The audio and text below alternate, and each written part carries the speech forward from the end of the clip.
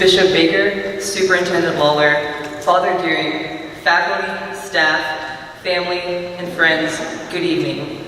And on behalf of the Holy Spirit High School class of 2017, thank you for being here tonight.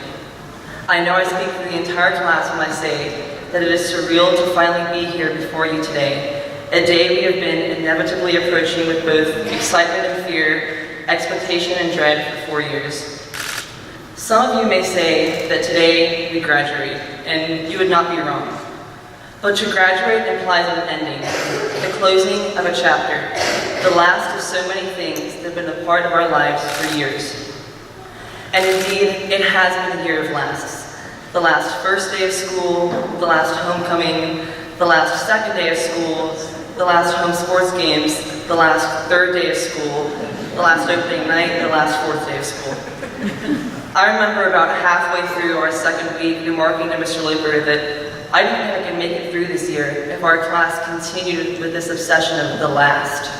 As a fellow classmate had just commented that today was the last second Tuesday of the month of August on which he would attend Mass and wear a red shirt. But contrary to my own opinions at times this year, I did make it, as did we all. We made it. And as such, I believe it more fitting to recognize today as a commencement, not a graduation. For as my good friend Nikki recently remarked, the word commencement emphasizes the act of beginning anew, as we move forward into an exciting new time in our lives. Today is the culmination of countless late-night study sessions, early morning meetings, semester-long fundraisers, sport matches, rehearsals, tests, quizzes, weekly maths, and lunch periods spent crouched on those tiny hard blue discs we call chairs. Today marks the day when all of our hard work is quantified into a single small sheet of embossed autographed parchment, our tickets, if you will, out into the world to use what we've learned over the past 15 years to make a difference for the betterment of mankind. And thus we've reached the crux of this matter of education that we are here to celebrate today. At the risk of being called biased, I believe that Holy Spirit is special. And at the risk of sounding cliche, I believe that our class is special because we truly live out our theme, united as one. When people discover that my graduating class has only 36 people, I always joke by telling them that at our high school, we all know everyone's middle names, their dogs' names, and what we all had for dinner the night before. By the way, Mr. Kuntz, you make a killer pizza. This being said, I think that all of us would agree that it's not always easy being part of such a small group day in and day out. But the nice thing about squabbling like siblings over whose desk it is in AP Bio or whose parking space it isn't is that we can just as easily make up and move on like siblings. And that's why I'm convinced our class anthem should be Bittersweet Symphony by The Verve. I mean, for starters, you can never go wrong with angst-ridden British grunge rock from the 90s. But today truly is bittersweet. The excitement and anticipation that has been building up all year long against the worst symptoms of the dreaded senioritis is coupled with the realization that this is the last time that the 36 of us are guaranteed to be in the same room together. The college applications have been submitted, the gap years planned, the scholarships accepted, the decision to join the armed forces made, the enrollment deposits submitted, our diplomas received. All that remains is to walk out these doors one last time, and then to beeline over to the parish hall to get our real diplomas because all we actually received was the cover.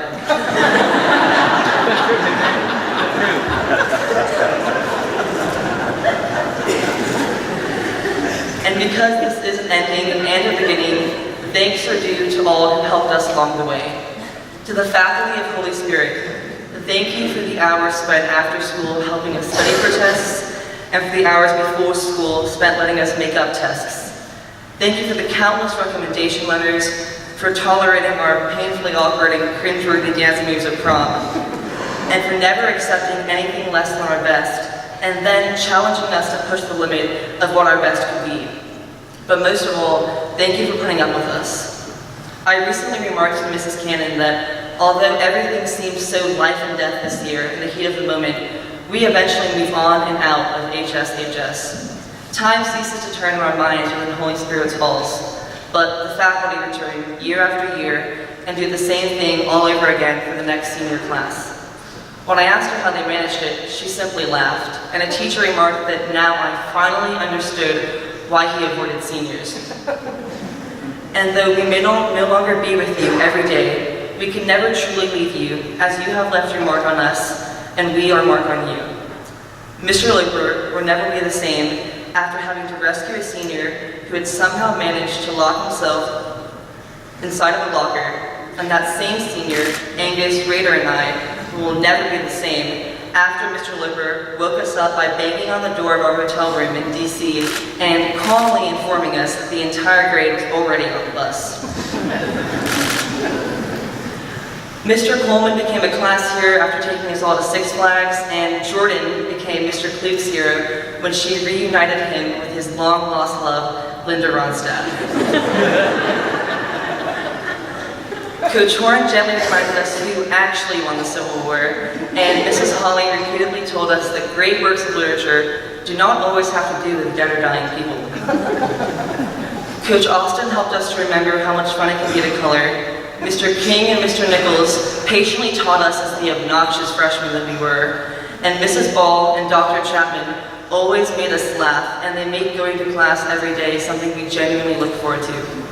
Mrs. Cannon, Sister Ellen, your continual supply of candy means more than you will ever know. Thank you to Coach Green and Mrs. Kaiser for always smiling, and to Mrs. McClendon and Mrs. Schuster for building the best arts program in the state. Thank you to Professor Campbell and Mrs. McCarver for showing us the beauty in other languages and cultures. Thank you to Mrs. Cummings, Mrs. Blankenship, and Coach Latham for truly teaching us the meaning of selfless service. Thank you to Coach B for instilling in young people a love of running and creating a place that unifies the most unlikely of friends across the school. Thank you also to the middle school and elementary school faculty and staff. You also put up with us through all the ups and downs of our perpetual mood swings and perfectly prepared us for success in high school and beyond. To the parents of the class of 2017, thank you for prying us out of bed every morning before school, packing our lunches, and driving us all around town until we were old enough to do so ourselves. Unfortunately, some of us, myself included, still aren't ready to do a few of these by ourselves, but no worries, we still have all summer to figure it out. But most importantly, thank you to all of you for treating each and every one of us as if we were one of your own kids. Thank you for giving us snacks after school, for driving carfuls of rowdy fourth graders to Moundville, for going on midnight supply runs for glue and printing the night before science fair is due. Thank you to Mrs. Sisson for planning the best classroom Halloween party featuring spaghetti brains and grape eyeballs that any third grader could ever ask for. Thank you to the Holthouses for hosting the entire grade after our junior prom, to Mrs. Wyatt for her cellophane wrapped exam survival baskets, to Mrs. Lake for throwing countless sleepovers, to Mr. McNair and Mr. Sisson for always being ready with their camera, to Mrs. Jones for always greeting us with a huge smile and a hug, to Mrs. Lowe for reminding us how proud she was of each and every one of us every single time she saw us. Thank you to the Richmonds for being cross country's #1 fan base, to Mrs. Phelps for letting us be little kids and hunt Easter eggs, to Dr. Giddy for driving us to soccer matches, to Mr. Durham and Mr. Kuntz for always inspiring us to be as cool as you are. And to Mr. McDaniel and Mr. Johnson for always making us laugh. Thank you to all of the parents gathered here today. Although we may be moving out at the end of the summer and scattering across the country, we all know that there will always be at least 33 houses when we return home that we feel comfortable calling home. Thank you to my parents and to my sisters. You have supported me in everything I do, catching me when I fall, and celebrating with me when I succeed. Thank you for putting up with my midnight dance parties and my shamrock boxers, with my perpetual tardiness, and for loving me unconditionally, bad haircuts and all. You mean the world to me, and I don't know how I will manage next year without all of you by my side. And finally, to my wonderful, crazy, dysfunctional class, my second family. Thank you for always inspiring me to be a better person and for putting up with me for all these years. Our class continually astounds me with our drive, determination, focus, work ethic, and capacity to love. But more importantly, we have become a group of people dedicated to enacting positive change for the betterment of our world. Holy Spirit has taught us to live life with an attitude of selflessness, and I cannot wait to see what we all do in the future. The sky is truly the limit, and Kelsey Johnson will help us get there. Thank you also for the amazing memories, from reenacting Les Mis for our freshman French Revolution project, spontaneously singing the Phineas and Ferb theme song in 5th grade science class, our Powder Puff Dynasty senior bias, to the awkward middle school dances, recesses spent chasing the beast, and the series of last hurrahs that have comprised this year. I will treasure them forever, as I know all of you will. And with that, I would just like to say that although this may be the last time that we gather on a Saturday in May in the church at 5 o'clock in the afternoon, it is the first stepping stone to a life of infinite possibilities. Let's see what we can make of it. Thank you.